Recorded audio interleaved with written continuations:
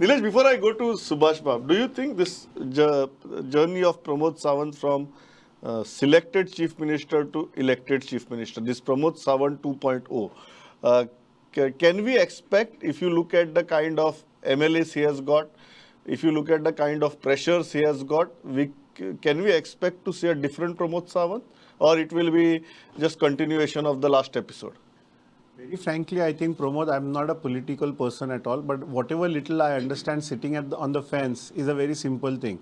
The central government, which is all powerful, is in support of Dr. Pramod Sawant. Pramod Sawant, as you said very correctly, now is an elected chief minister. Pramod Sawant has got he's got 20 seats for himself. I know that today defection from even within the party is not possible. So even if the defection has to happen it will happen only from opposition party to his party. So the point is, he has nothing to lose. There is nothing that should stop him from taking some tough stands. And I can assure you, with all support that he has got from everybody around him, there is just no chance that he can be questioned.